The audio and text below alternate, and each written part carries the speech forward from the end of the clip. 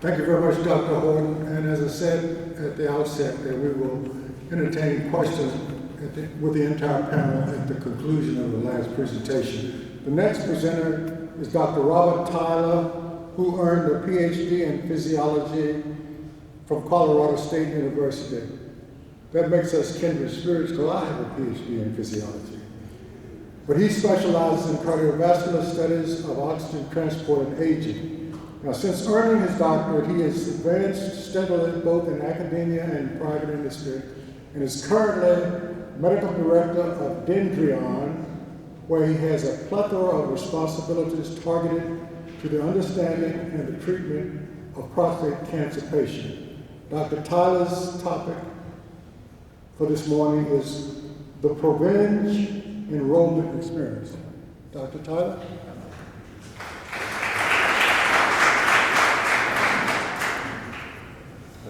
15 minutes. Well, very good. It's a pleasure to be here. I'm out of Seattle, and so of course I saw a blue sky, and I hadn't seen one of those for a while, so it's always nice to see that. So I want to talk today a little bit about Dr. Horton went through the phase 1, 2, and 3 trials.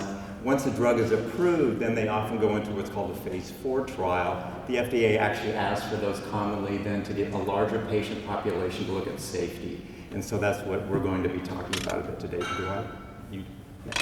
So we'll go over a little bit, and we've done a lot of this morning on the risk of prostate cancer in the African American population. And I actually put together a little bit about the recent trials and the enrollment.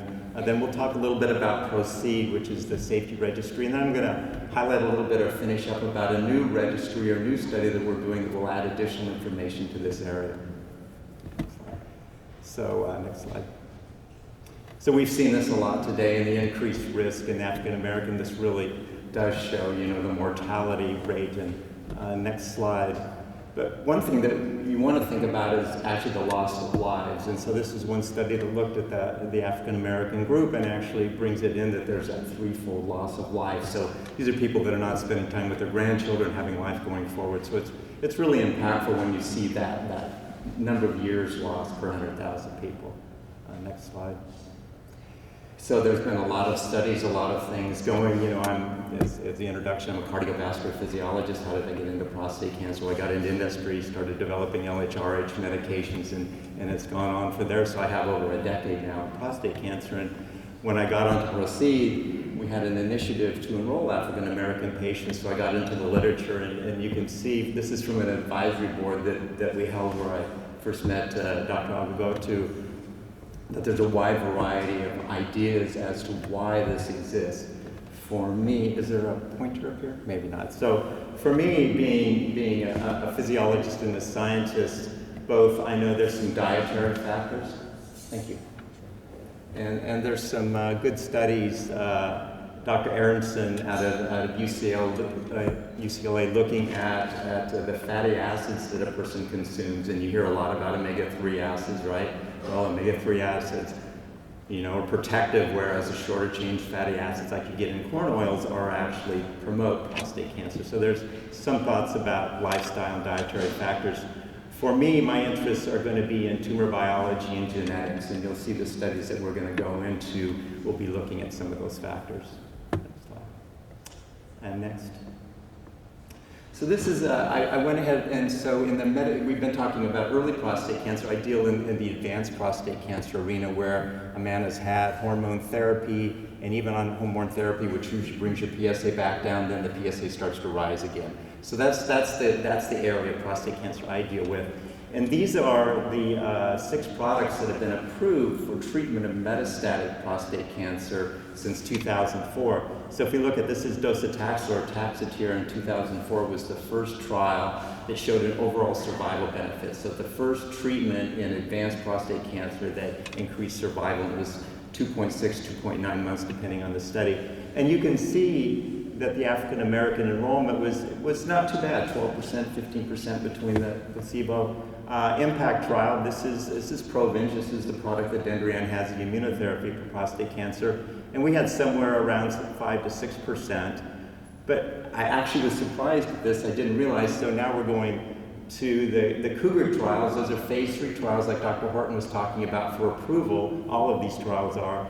And so these trials matured in 2012, 2013, this one after chemotherapy, this one before chemotherapy.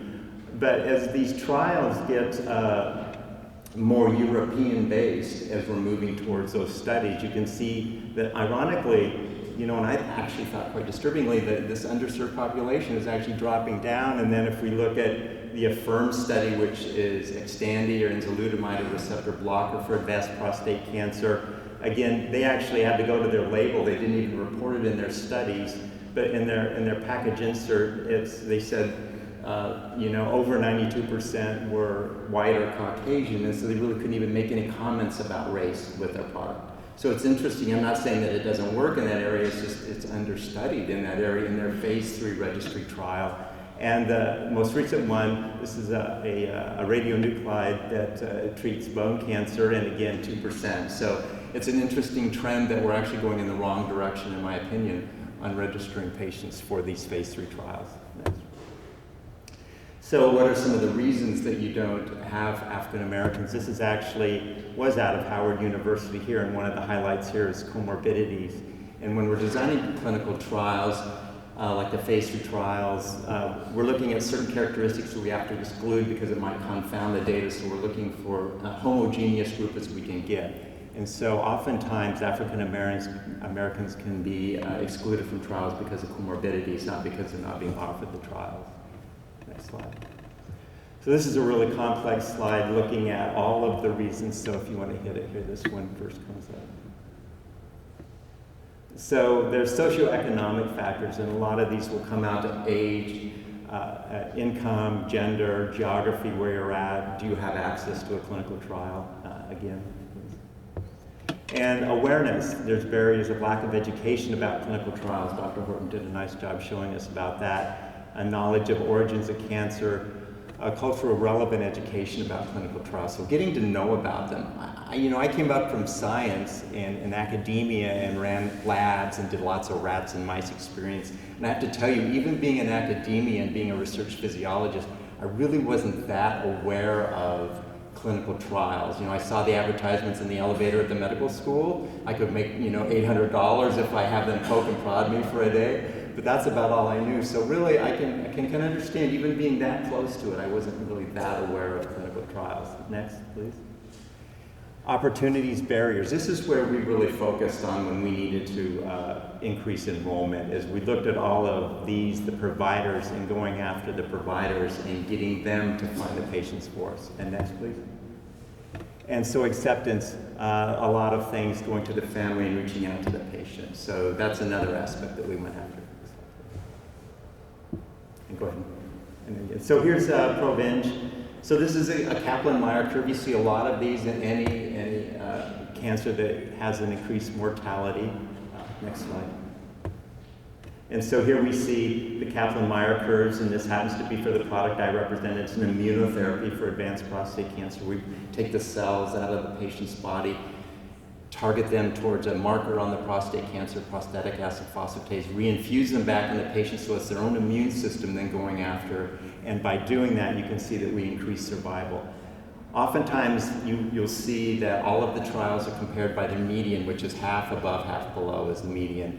So at 4.1 month difference. So a lot of people target, this only gives you 4.1 month survival.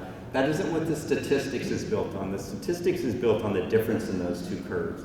And so you have about a 30% chance of being alive versus not if you've had the treatment. And I think that's the real message in these curves, is really your probability of being alive, and that's what the statistics is based on. Next slide. Well, I mentioned that we had an African American advisory board, and I have to say I knew a little bit about the increased risk in African Americans. We hadn't done a subset analysis, so for that advisory board, we went ahead and said, well, what happened to the African Americans that we had in it? Fingers crossed that, it just wasn't like horrible and it's a more aggressive disease and it didn't work.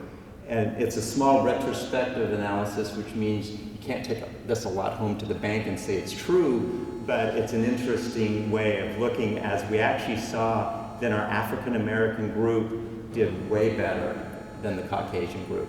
Now we have some immunologists at the company, and we've looked at differences in the immune system, and there's some publications that may suggest that there are reasons for this from a immune system foundation. And we actually have a trial ongoing that we have 11% African Americans enrolled in, that we're actually taking blood samples before the therapy and then after, and looking at what happens to the immune response. So we have that ongoing trial right now to try to answer that question. Anytime I show you the efficacy, I have to show you that, when you hear the television commercials, they're showing somebody happily frolicking along and they're telling you all the death, dying, and despair stuff. Well, this is that part. What's unique about this is all of these things are flu-like. And if you think about, we activate the immune system, and then we give those activated immune system cells back to you. So they're giving signaling molecules off called cytokines. And cytokines are what give you the fever and the chills and everything when you have the flu. So you basically have flu-like symptoms for a couple days. What really struck me is I've worked on 11 different products in my time in industry. And typically as you go out in time, you'll see additional things happening, like chemotherapy, your hair starts falling out, or you get neutropenia a few months later. All of these happen in about a day and a half or 2 days, and then it's over. And I think that's something that's really unique about this. Next slide. And then these are the list of the things that grade 3 or 5, which we have a grading system, so these are the things that really put the person in the hospital or had medical care. Next slide. So go on to PROCEED, which stands for Provenge Registry for Observation, Collection, Evaluation of Experience Data. So that's the name of our phase 4 registry. So we did see lots of fever and chills, and that's our most common things we saw in our phase 1, 2, and 3 trials, which you know about now. But what they did see, especially in our earlier trials, is cerebral vascular events, or CVEs, and which are kind of strokes. It could be anything from a TIA, where you have dizziness and then you recover, to really having paralysis on one side of your body. Strokes can either be a bleeding vessel, a hemorrhage, or it can be ischemia, a blockage of a vessel. We actually had a combination of both of those. And we saw it in about 3.5% in the Provenge and about 2.6%, where those weren't statistically different, but enough for the FDA to go, we'd like you to look into this more. As a research physiologist in cardiovascular, I had a level of confidence that it'd probably be okay, because we have 2 different types that are completely different mechanisms. One's a breaking of a vessel, one's a blocking a vessel. The other part of that is it went from a few days to 1,000 days and spread all over the place, so nothing clustered around a time point. But nonetheless, I think the FDA was right. The FDA also requested, we want you to study African Americans in this registry. So the FDA actually prompted us to do a best effort and collect as much information on African Americans as you can. So next slide. So I mentioned that oftentimes exclusion criteria can keep patients out of studies. Well, ours are very simple since it's a phase 4 registry. You have to be 18, so we're not studying pediatric prostate cancer, which I don't think is a very promising field. And disease characteristics, you just have to have advanced prostate cancer and receive Provenge, and you have to say, yes, I want to do this trial. So 3 simple things. Next. Here's a study. We enroll patients before they get treatment or up to 6 months afterwards. We're watching their PSA and anti-cancer interventions for the entire time they're on their study, which may be up to 5 years. So it's really going to give us a wealth of knowledge about what are the PSAs before, after, and what are the additional treatments these men are getting. Of course, we're following all their CVEs, their cardiovascular or cerebral vascular events, the SAEs the first 60 days, and then anything related to the treatment after. So standard safety stuff. Next trial, or next slide. So enrollment goal, we were, I have to say that how does a company become successful at treating? 5 minutes, 2 minutes, go. I'm done. 2 minutes. 2 minutes, okay. So how do you be successful? We went after sites. We had medical fair rollout, MSLs and medical science liaisons going out and giving doctors presentations. We had publications, advisory boards, and our investigative meetings where you pull all the doctors together and tell about the treatments. You focus on prostate cancer in the African American men and enrollment updates. Then we have a newsletter, we highlight things, and of course patient materials. The next slide. So here's our entire enrollment, so then you can go to the next slide. And you can see here that we pretty well covered the country with our African American enrollment. So we got it broadly based across the country. Next slide. Here's an upcoming presentation by Dr. Agagatu at the regional AUA meetings on some of the observations we have, so the publication aspect of it. Next slide. And here was our newsletter, and then having articles based on the African American experience, just increasing the awareness of the physicians. Next slide. And then our patient materials. We had some early materials, and we went through advisory boards, and they said, this isn't speaking to the right audience, so we, got pictures and graphed it accordingly. Okay, next slide.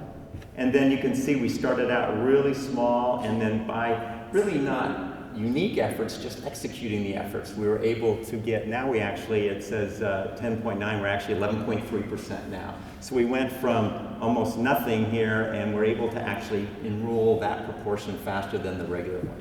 Next slide. So just one quick question about PREDICT, and next slide. This is an unknown thing, that there was a recent study that said that about 32% of the men that have advanced prostate cancer didn't know they had metastatic disease. And so that's a really unmet need in that area as well. Next slide. So we've designed a study to investigate those characteristics called PREDICT, which predicts the characteristics. Next slide. And importantly, what we're going to go after is a genetic biomarkers. So we're going to actually take genetic biomarkers from these patients and look at their characteristics. And that way we can help describe what these patients will do. Next slide. So we'll use these same strategies, and we have an enrollment goal of 15%. It's a 2,000 patient trial, so we're looking at getting 300 African American patients here, look at their genetics, and look at their progress in prostate cancer. Thank you.